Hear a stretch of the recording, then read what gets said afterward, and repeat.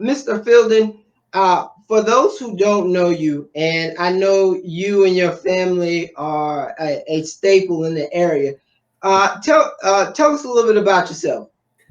Okay, I'm Herbert Fielding. I'm of course the son of Herbert U. Fielding, the senator.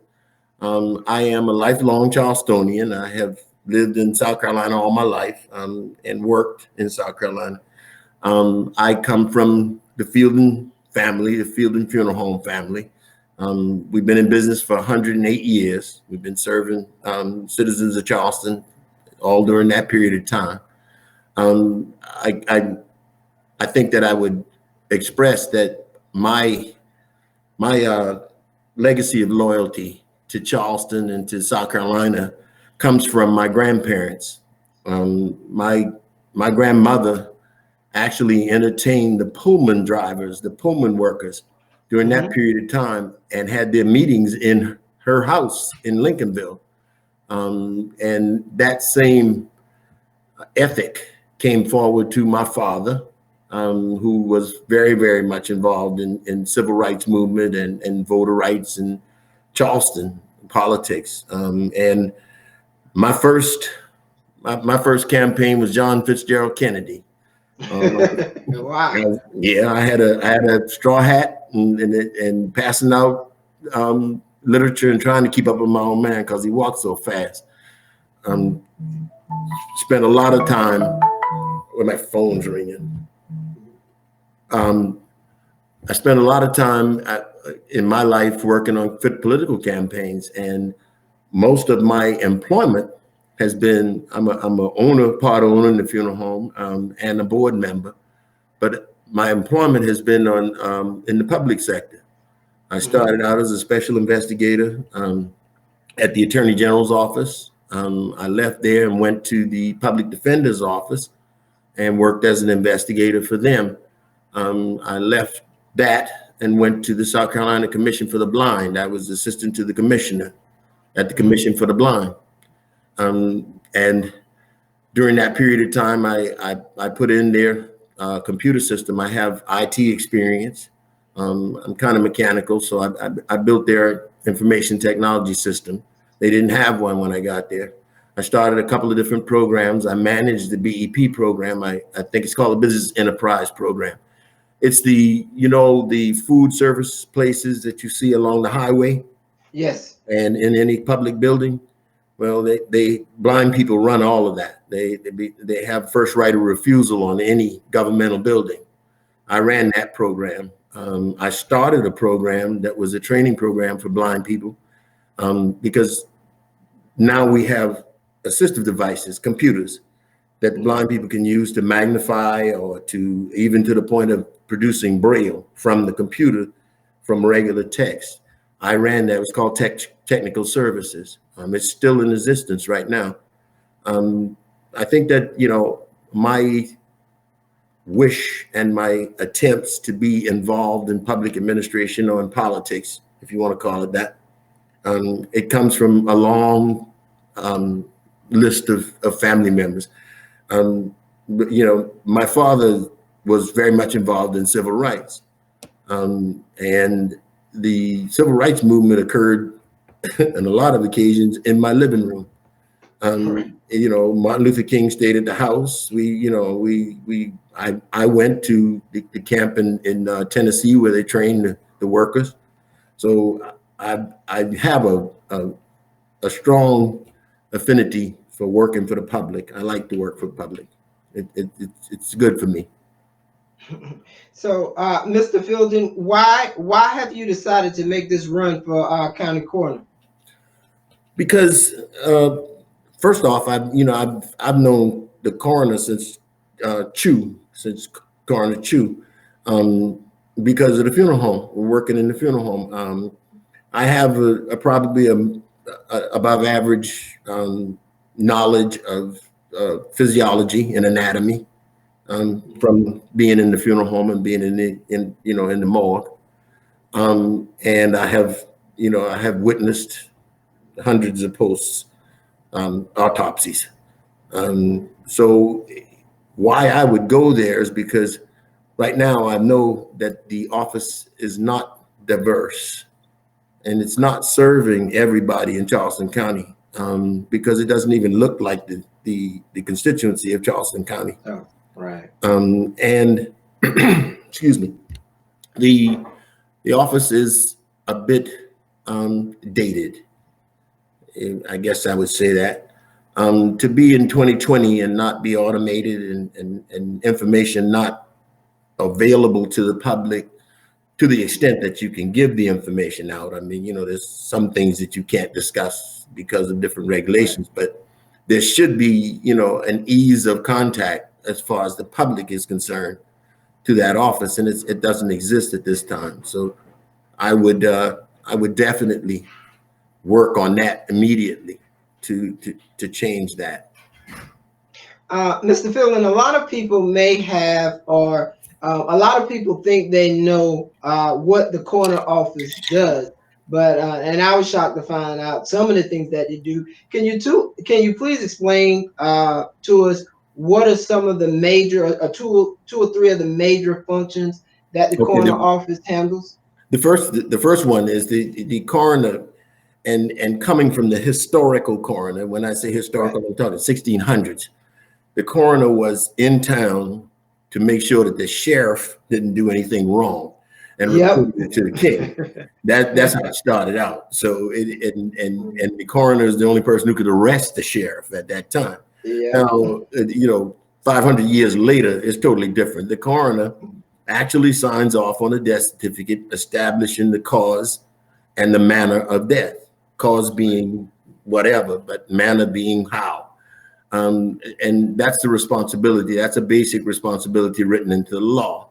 Now, of course, we are 500 years later, and we have something called a medical examiner now, who is a physician, a doctor, and they are a forensic pathologist. So that person is going to be involved in the process.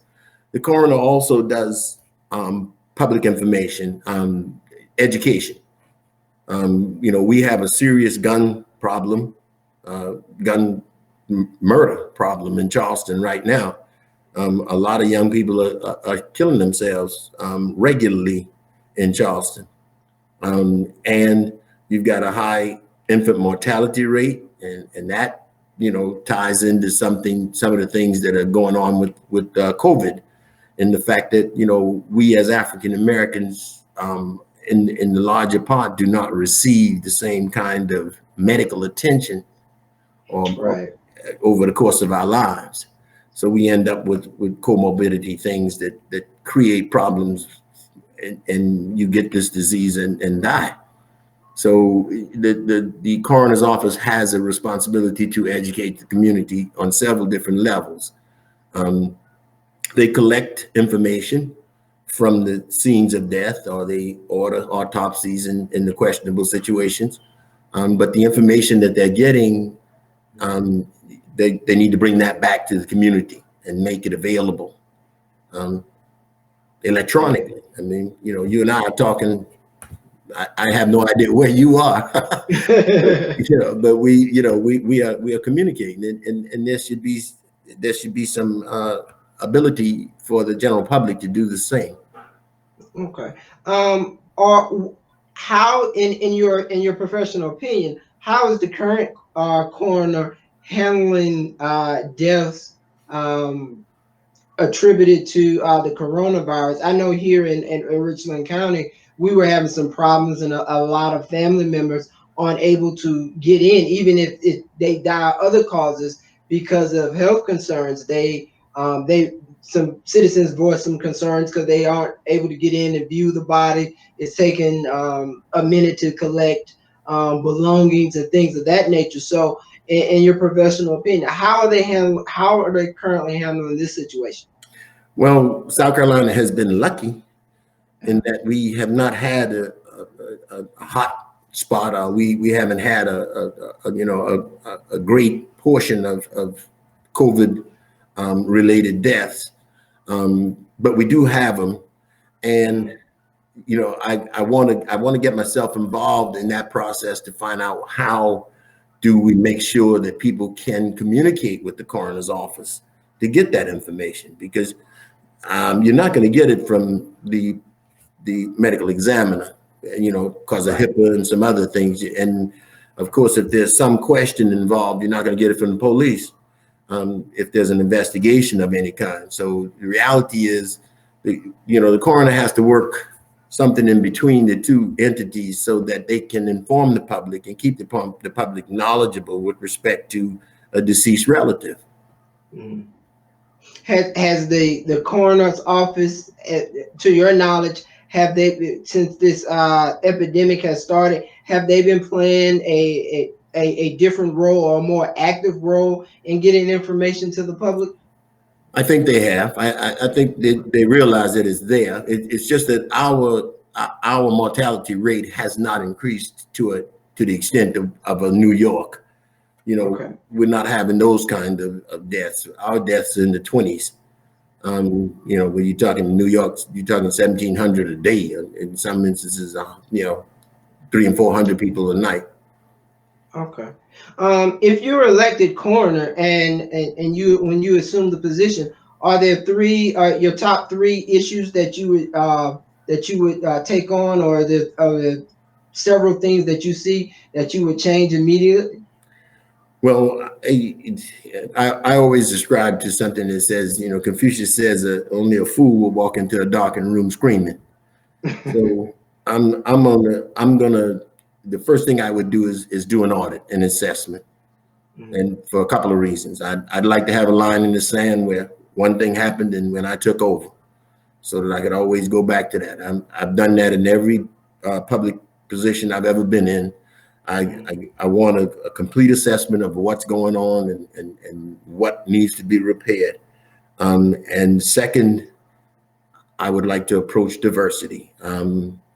I know that the budget has been increased for the coroner's office by about $400,000. And I'm thinking that money was placed there to ensure that, the office represents the community surrounding it. Mm-hmm. And the third thing would be just to put my feet on the ground and start working. Mm-hmm. Currently, how big is the current coroner's office, and what is if you know, what is their yearly budget in terms of the budget right now is 2.1 million. Okay. And that's leaving off of some things on the back end, but it's about 2.1 million. It was 1.2 million, but it's been increased. Mm-hmm. It's increased over some time, but right now it's 2.1. That money was put out there by county council because they felt that the office was not reaching the entire community. Mm-hmm. What is the staff capacity, if you know? I would do 1, 2, 3, 4, 5 is about 7 to 8 people in that office. Mm-hmm. And four of them are deputy commissioners, deputy coroners, and the coroner herself, Ray Wooten, and then the rest is administrative staff. And of that, how many are minorities? I am going to guess it's 1. Okay. There's not a lot of diversity in that office. Right. Okay. And that's going to be one of your key issues, is making sure that office is a lot more diverse.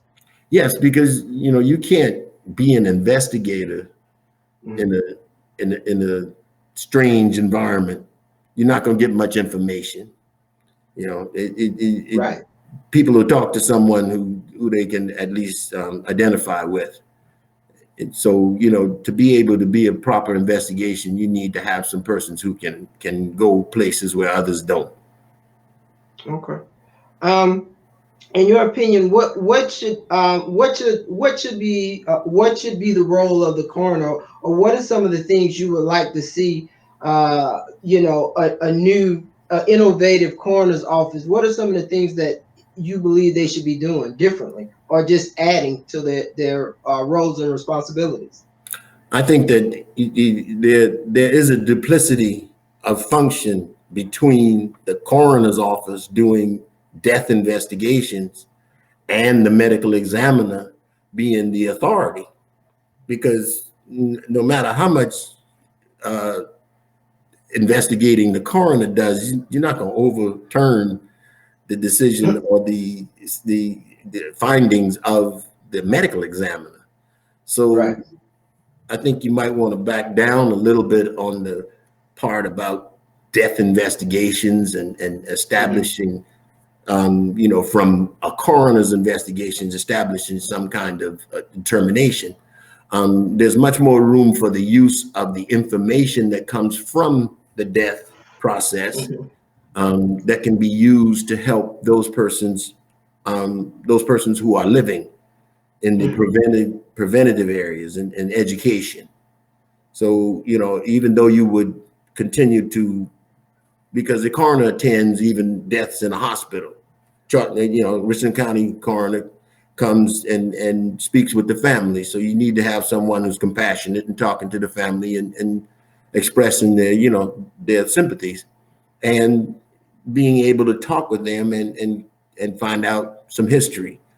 And that history and that information needs to be used to educate the community. Okay. All right. Mr. Fielding, if somebody wanted to reach out to you, donate to your campaign, or find out some more information, how would they do that? It is www.herbertfielding.com. Okay. And that's our website. We're on Facebook also, and Twitter. We're on all social media, but the website is herbertfielding.com. Okay. And Mr. Fielding, thank you for taking time to talk with me today, and the best of luck to you June 9th. Thank you. I've enjoyed it. Nice meeting you. Likewise. All right.